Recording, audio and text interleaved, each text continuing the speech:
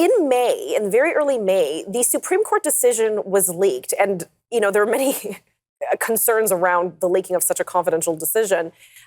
I think many folks around the world were wondering if the decision would change in that time or if anything would change. Clearly it didn't. It was overturned, and that should have its own investigation.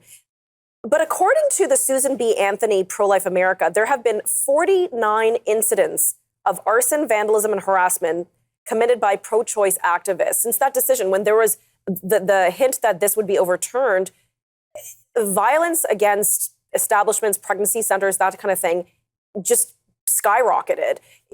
How has your experience been in that regard? They listed 49 instances. If you include all of the different threats, the emails, the phone calls, all of that, the number is actually far higher, tragically. It's been disappointing to see the reaction to just even a leak, even a plan of a decision. And we know that some of these threats and attacks have been severe, very severe. We're talking Molotov cocktails. We're talking about, firebombing. We're talking about spray painting churches, things like that.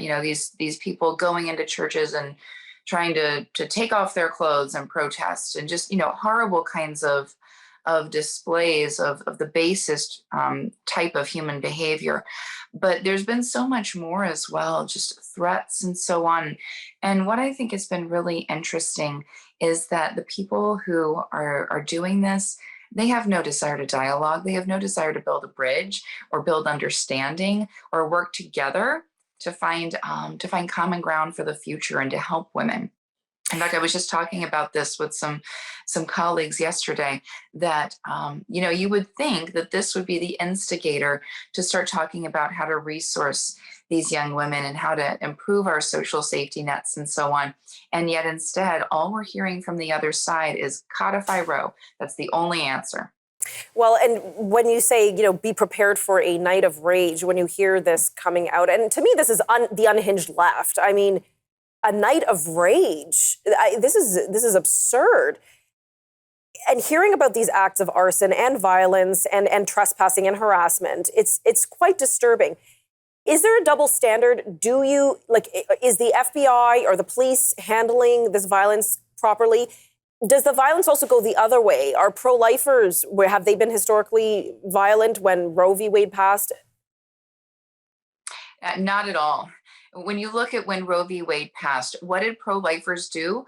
We joined peacefully to march for life. When Planned Parenthood v. Casey came down, and we thought that Roe would be overturned after almost 20 years at that point.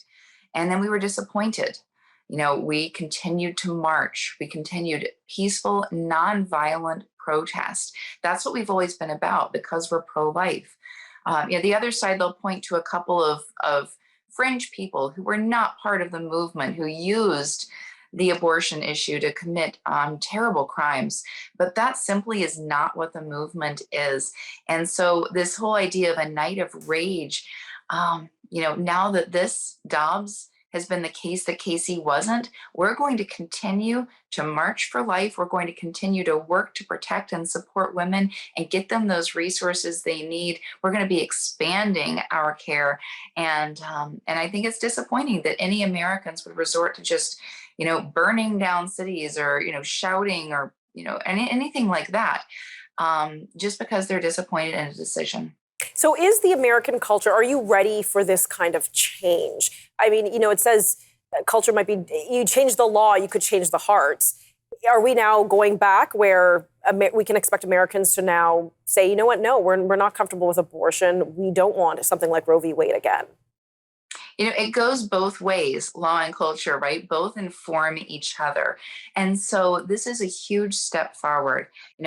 As I said, most Americans, even though they don't really understand what Roe v. Wade was, and they don't really understand the state of abortion law, when you ask them, in huge numbers, 90% of Americans understand and agree that an abortion ends the life of a human being in the womb before birth. 90% of Americans, 75% wanted abortion rolled back at least to the 12-week mark, which would put us in line with, sadly, not Canada, but with most of the world.